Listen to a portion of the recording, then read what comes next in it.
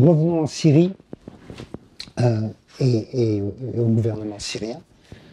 Donc là, on vient de voir que face aux Israéliens, juste rien à faire. Mais il reste par ailleurs un certain nombre de voies de négociation pour la légitimation du gouvernement syrien. Et ça implique les États-Unis, quelles conditions ils posent, mais aussi la Russie, que faire des bases russes et comment reconstruire les relations avec la Russie. Les tentatives maigres de l'Europe pour rentrer dans le jeu, mais aussi la puissance dominante, c'est la Turquie et les ambitions de la Turquie. Voilà, donc, et en plus, la possibilité d'une résurgence de l'État islamique dans certaines parties entre la Syrie et l'Irak. Donc comment est-ce que ça s'articule et comment est-ce qu'Al-Shara a l'air d'essayer de gérer tout ça? Oui.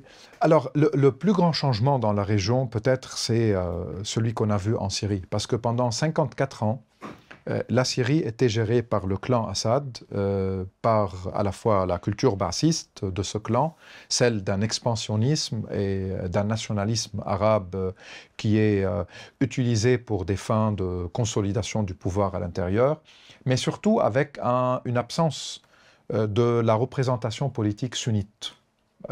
Ce qui fait qu'on a toujours oublié la Syrie quand on parle des acteurs sunnites dans la région. Je suis contre ce genre de raccourci qui parle d'acteurs sunnites, d'acteurs chiites, chrétiens, etc.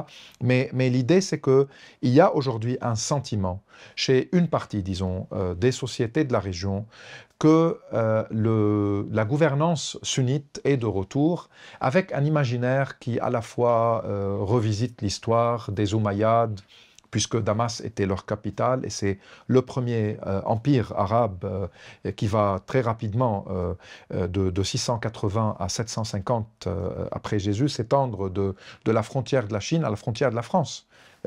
Et donc, il y a un sentiment de fierté dans certains milieux sunnites du fait que la phase assadienne est finie et qu'il y a le retour d'une Syrie qui pourra, avec le temps, s'imposer dans la région comme un grand acteur. Okay, ça va prendre beaucoup de temps vu les différentes difficultés.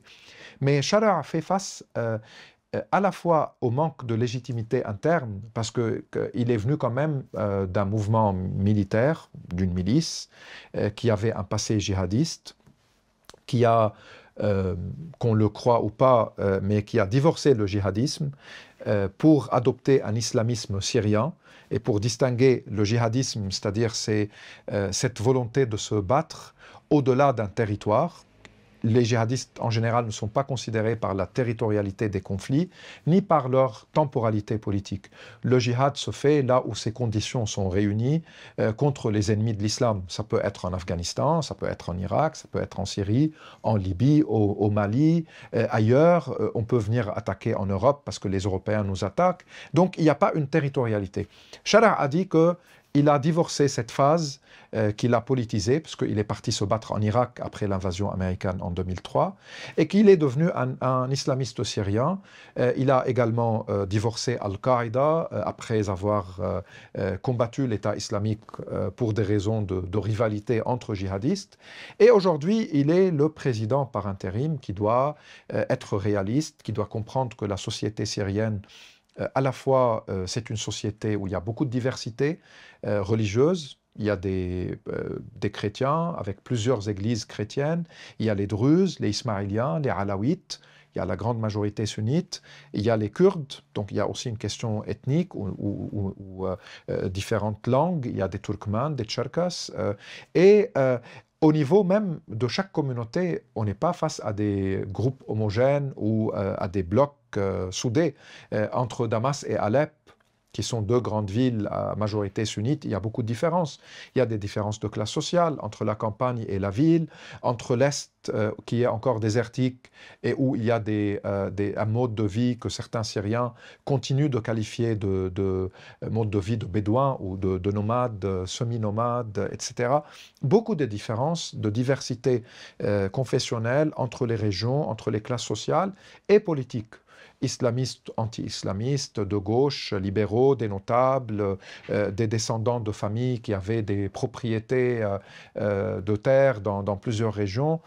Donc, comment faire avec tout cela? Il compte surtout sur les combattants qui l'ont accompagné. Et cela est en soi un dilemme, parce qu'il a besoin d'eux, et eux, ils peuvent être dans des excès, voire ils peuvent commettre parfois des violations et des crimes. Et il doit les punir pour montrer qu'il maîtrise la situation et qu'il est le maître des lieux et de Damas. Mais il n'arrive pas toujours à le faire, parce que s'il le fait sans avoir une légitimité populaire, ça va l'affaiblir. En même temps, il cherche une légitimité à l'extérieur qui va le renforcer à l'intérieur pour que les Syriens, enfin, considèrent qu'il est là pour rester et que ce n'est pas juste temporaire. Il a la menace israélienne qui est toujours là. Et il a la Turquie qui est un poids lourd dans la région. Et ni il peut rester tout le temps guidé ou téléguidé par les Turcs, ni il peut se rebeller contre eux et montrer qu'il a sa marge de manœuvre et qu'il les considère juste un allié comme les autres. Donc il a beaucoup de difficultés, et avec un manque d'expérience politique, et autour de lui, on n'a pas l'impression qu'il y a une élite politique capable de le conseiller, d'établir des liens avec les différents acteurs. Donc il a tenté, premièrement, à avoir de bonnes relations avec les grands acteurs sunnites, entre guillemets, de la région, en plus de la Turquie, le Qatar, qui est l'allié de la Turquie, et l'Arabie saoudite. Pour moi, je pense l'Arabie saoudite est sa priorité, vu son poids économique et politique, et le fait que ce sont les Saoudiens qui peuvent le plus lui permettre un accès à Trump ou aux Américains. Donc ça, c'est très important pour lui. Avec les Émiriens, ça se passe un peu moins bien, mais maintenant, il se peut que Abu Dhabi joue un rôle de médiation entre Israël et Charles. Et il n'a pas nié, on lui a posé la question récemment dans une conférence de presse, il a dit que oui, je remercie tous ceux qui peuvent jouer un rôle pour que Israël arrête son agression. Donc il se peut que les Émirats jouent un rôle. Avec la Jordanie et l'Irak, il a des frontières importantes qu'il doit aussi gérer. Et puis il y a avec le Liban un grand problème, puisque Hezbollah a aidé le régime syrien, et lui-même, il a combattu Hezbollah en Syrie. En même temps, du côté libanais, il y a le souvenir de 29 ans d'hégémonie syrienne et d'assassinats politiques orchestrés par le régime d'Assad au Liban. Donc, comment faire avec ce pays? Beaucoup de dossiers très difficiles à gérer. Et il faut ajouter la reconstruction, la fin des sanctions. Il se peut que les Européens l'aident, à condition aussi qu'ils respectent certaines promesses par rapport à la justice transitionnelle, par rapport aux libertés publiques et au respect des minorités chrétiennes. Ça peut être l'un des chantiers ou l'un des dossiers que la France, par exemple, évoque. Il peut y avoir aussi de l'aide économique, mais qui arrive graduellement, qui ne peut pas être considérable dès le début. Et la question des réfugiés. On oublie souvent qu'un tiers des Syriens ont quitté le pays, ont été forcés de quitter durant la phase 2011-2024. Il y a une partie, 80% qui sont restés dans la région, entre le Liban, la Turquie, l'Irak et la Jordanie. Les autres sont surtout en Allemagne et en Suède, mais dans les autres pays européens aussi. Est-ce qu'ils peuvent rentrer? Probablement non, parce que leurs villages, les banlieues des villes desquelles ils ont été chassés sont détruits. Donc, comment ils peuvent rentrer sans reconstruction? Et s'ils ne rentrent pas, comment faire aussi avec les pays qui les accueillent? Maintenant, il n'y a plus de pays qui acceptent des réfugiés syriens. Donc, ceux qui étaient en attente par rapport à leur demande d'asile doivent accepter le fait que probablement ça ne va pas aboutir. Peut-être ceux qui sont au Liban et en Turquie seront encouragés, pour ne pas dire poussés, à rentrer en Syrie, car de toute façon, au Liban, leurs conditions ne sont pas des conditions correctes. S'ils rentrent en Syrie avec une aide internationale, ou du moins une partie d'entre eux, ça ne va pas changer énormément pour leur vie quotidienne. Du côté turc, le gouvernement Erdogan avait commencé à investir dans le nord de la Syrie et à réparer une partie de l'infrastructure. Et il peut dire, pour des raisons aussi internes et électorales, il peut dire, Erdogan, qu'il a réussi à renvoyer en Syrie 1 million des 3,5 millions ou des 4 millions de réfugiés syriens là-bas. Pour sa base, ça peut être une réussite. Mais la Turquie est surtout un acteur économique. Les produits turcs sont sur les marchés syriens comme libanais maintenant, et ils sont dans d'autres pays également. Et il y a une armée turque qui est en Syrie, et il y a une question kurde qui est toujours pour la Turquie une obsession. Encore une fois, pour ramener Trump dans ce théâtre d'opération, Erdogan et Trump sont en train de négocier directement ou indirectement par rapport aux Kurdes syriens et par rapport au possible retrait des troupes américaines de la Syrie, parce qu'il y a toujours dans le nord-est syrien et du côté de la frontière avec l'Irak une présence militaire américaine qui fait un travail à la fois d'espionnage, de repérage et de soutien aux Kurdes. Il y a des drones qui frappent dans le désert de Palmyre et dans les zones qui sont entre l'Irak et la Syrie, ce qu'on dit être des cellules de l'État islamique qui sont mobiles, qui bougent tout le temps. Et puis il y a un camp où près de 100 000 personnes vivent, qui sont les djihadistes prisonniers de guerre et leurs familles, ou parfois juste leurs familles, avec des bébés, des enfants, des adolescents. Et ce camp est géré aujourd'hui par les milices kurdes, mais on ne sait pas ce qu'il va devenir si jamais il y a une guerre entre les Kurdes et les Turcs.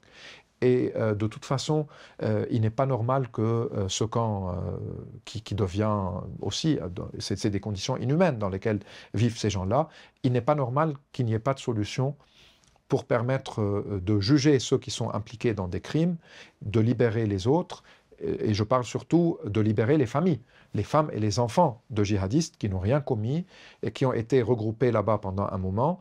Ce moment, c'était en 2017-2018, on est en 2025, donc ça fait 7 ans qu'ils sont là-bas, et il y a des enfants qui grandissent là-bas et qui peuvent devenir des potentiels dangers à cause des conditions de vie dans lesquelles ils sont là-bas. Donc ça, c'est les marges de manœuvre, enfin la tentative de se créer des marges de manœuvre de l'intérieur. Mais juste pour finir là-dessus, oui. Que demandent les Américains à Al-Sharat? Que demandent les Russes? Oui. Que demandent les Turcs? Oui. Alors, pour commencer avec les Turcs considèrent aujourd'hui qu'ils sont influents en Syrie parce qu'avec le groupe autour de Sharar et avec lui-même, avec Sharar même, il y a des contacts du temps qu'il était à Idlib, donc juste à proximité du territoire turc. Certains même disent que l'opération militaire qui a mené Sharar à Damas à partir du 28 novembre 2024 et jusqu'au 8 décembre 2024 était préparée, ou du moins était turque. Dans un sens, ce sont les Turcs qui ont aidé Sharar, et l'opération elle-même et sa stratégie militaire étaient turques, sauf qu'elle a été très rapide, beaucoup plus que les Turcs même l'espéraient ou l'imaginaient. Certains évoquent que l'idée c'était de contrôler le nord et le centre de la Syrie, mais l'effondrement d'Assad, qui était extrêmement rapide et surprenant même, a fait qu'ils ont continué leur marche jusqu'à Damas, dans laquelle aussi se sont retrouvés les groupes qui étaient dans le sud, qui sont montés jusqu'à Damas. Les Turcs donc ont une influence directe sur Sharar, mais ils savent aussi qu'il a besoin de l'Arabie saoudite et des Arabes, et qu'ils ne peuvent pas monopoliser l'alliance avec lui. Ils veulent qu'il soit le partenaire économique privilégié, qu'il soit, les Turcs, encore une fois, le partenaire militaire privilégié, et ça embête les Israéliens qui régulièrement évoquent la présence turque en Syrie, et ils veulent que la question kurde soit réglée de façon à ce que les milices kurdes ou les forces démocratiques kurdes, comme ils s'appellent, soient désarmées ou bien intégrées dans une armée nationale syrienne sans qu'ils puissent rester sur le terrain ou sur le territoire kurde lui-même. Aujourd'hui, les négociations entre Sharar et le PYD, ou la force politique kurde qui a les combattants, ou qui dirige les combattants, c'est par rapport à quelle intégration, en partie, à quelle intégration dans l'armée. Les Kurdes veulent que leurs combattants, même s'ils intègrent l'armée, restent déployés là où ils sont aujourd'hui. du côté de Sharia et certainement du côté des Turcs, ils veulent qu'ils soient sur tous les fronts et partout, tout comme des Arabes, soit dans le territoire que les Kurdes contrôlent aujourd'hui, afin de diluer leur présence et qu'ils ne soient pas, pour la Turquie, une menace sécuritaire directement à la frontière. Donc, dans ce genre de configuration, les Turcs essayent de préserver leur intérêt et leur influence en Syrie. Les Russes ont les deux bases militaires, avaient la Syrie comme, si je ne me trompe pas, le 9e client dans leur industrie d'armement. Il y a beaucoup d'échanges aussi avec les académies militaires russes qui formaient les officiers de l'armée syrienne et donc qui, à travers cela, avaient toujours une très grande influence au sein de l'armée qui était au pouvoir avec la famille Assad. Ils savent que ça va changer, mais ils veulent préserver leurs deux bases militaires, surtout la base militaire maritime, qui est la seule en Méditerranée. On a évoqué pendant un moment qu'ils ont compris qu'ils peuvent la perdre. C'est pour ça qu'ils se focalisent sur l'Est libyen, côté Benghazi et vers la frontière égyptienne, où ils peuvent créer une autre base alternative à celle qu'ils vont perdre en Syrie. Mais je pense que Sharia est suffisamment pragmatique pour accepter de leur garder une base à condition qu'ils lui livrent si pas Bachar al-Assad peut-être, mais certains des dignitaires du régime qui sont là-bas, pour dire qu'il y a une victoire politique, qu'il va juger des criminels de l'ancien régime, peut-être pas directement de la famille Assad, mais il y a beaucoup d'officiers, de généraux syriens qui sont aujourd'hui en Russie. Il peut également exiger des rapports économiques privilégiés dans certains marchés, y compris le marché des armes. Il peut demander à ce que la Russie l'aide dans certains dossiers, y compris avec les Israéliens.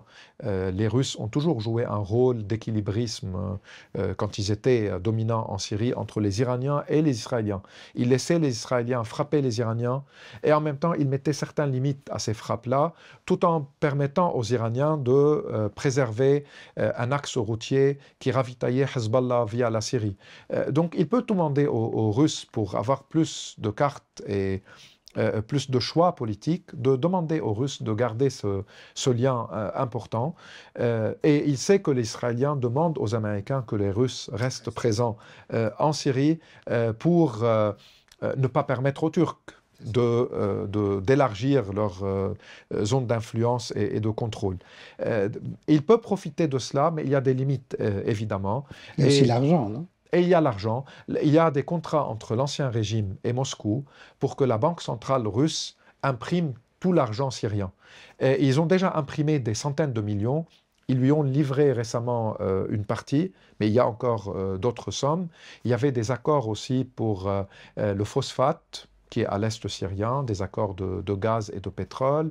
Ils peuvent aider, puisque une partie de ce qui reste des machines qui font fonctionner l'électricité, tout ce qui est installation d'eau, aussi c'est de l'ère soviétique et parfois de l'ère russe.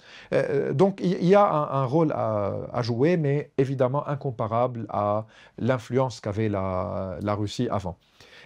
Côté américain, ou c'était quoi? C'était américain. Alors, ce qu'on a évoqué récemment, c'est que les Américains ont envoyé à Sharia une liste de 7 exigences.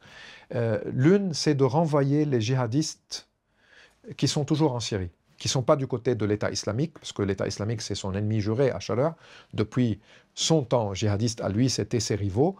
Mais il y a d'autres djihadistes, des Ouïghours, des Turkmènes, des Tchétchènes, des Ouzbeks et des pays du Maghreb qui ont été en Syrie se battre du côté de Jabhat al-Nusra, le nom de son ancien front, et de Ahrar Sham ou d'autres groupes, et qui sont aujourd'hui comme des électrons libres.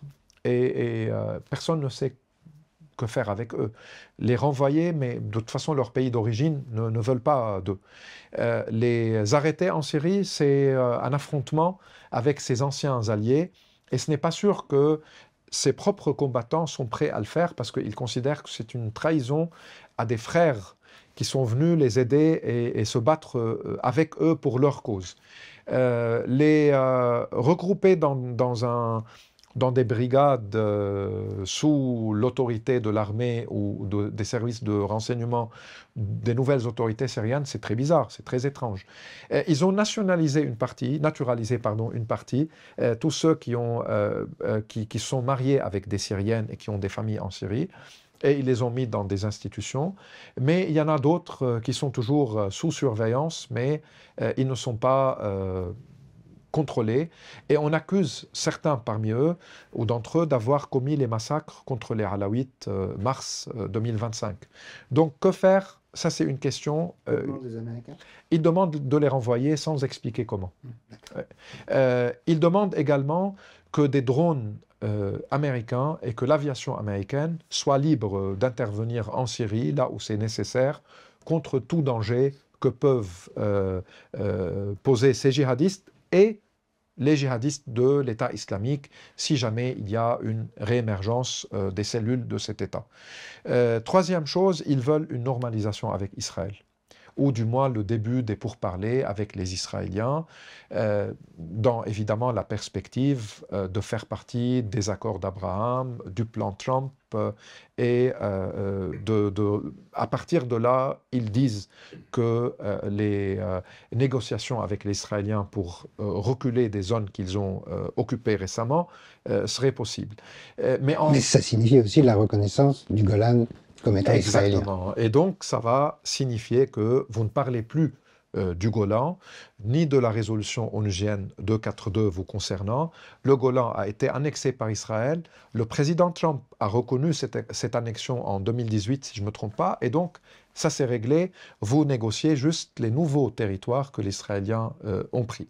À cela va s'ajouter aussi, il demande dans la liste de renvoyer tous les responsables palestiniens qui sont en Syrie. D'ailleurs, il y a eu l'arrestation d'un responsable du djihad islamique palestinien récemment, et puis il y a eu l'arrestation d'un autre qui fait partie du Front populaire commandement général, de Ahmad Jibril, qui a toujours été, ce n'est pas celui du FPLP, de Georges Habash, le mouvement marxiste-léniniste palestinien, non, c'est un autre mouvement qui a toujours été affilié au régime Assad. Ils ont arrêté son chef, et puis il a été libéré, mais Sharar montre qu'il peut gérer la question palestinienne, et il a reçu une visite de Mahmoud Abbas, le chef de l'autorité palestinienne, qui a été à Damas récemment, négocié avec lui probablement la condition des camps palestiniens en Syrie, sachant que le camp Yarmouk de Damas est complètement détruit par le régime Assad.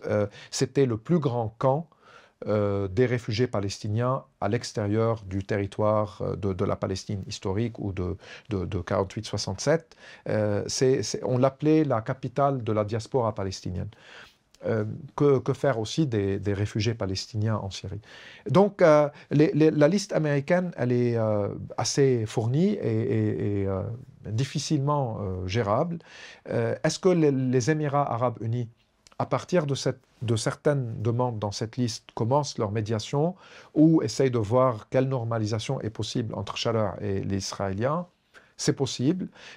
Il ne le nie pas, Sharar. Il a répondu à Paris à une journaliste en disant qu'il y a des contacts indirects. Mais pour les autres questions, ça va prendre du temps. Et les djihadistes, surtout, ça va prendre beaucoup de temps. Les Français, par contre, essayent de dire qu'il faut tout de suite en finir avec la politique des sanctions, parce que si la Syrie n'évolue pas positivement, et si le chaos s'installe dans la Syrie, ça va avoir des conséquences dans toute la région. Donc ils veulent, à partir de leur rôle au sein de l'Union européenne, en finir avec les sanctions européennes et convaincre les Américains d'accepter des investissements dans des secteurs précis, la santé, l'éducation et l'infrastructure qui peut encourager le retour des réfugiés.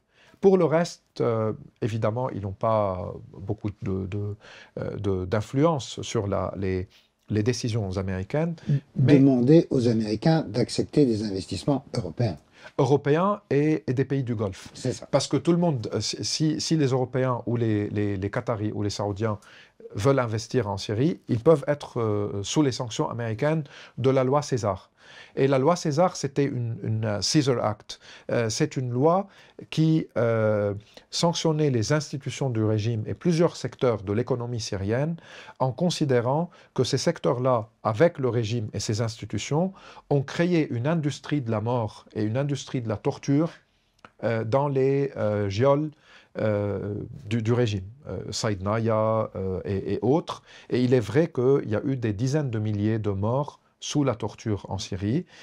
On estime 106 000 personnes disparues jusqu'à maintenant, qui, selon les organisations qui travaillent sur le dossier, il y a très peu de chances de trouver des survivants. Et il se peut qu'en Syrie, il y a des dizaines de fosses communes où des dizaines de milliers de gens ont été enterrés après les avoir exécutés ou tués sous la torture.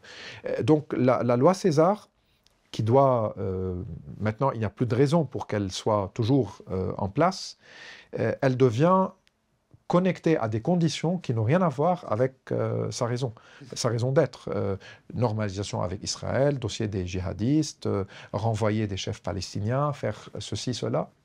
Mais c'est la logique Trump aussi dans tout ce qu'il fait depuis des années.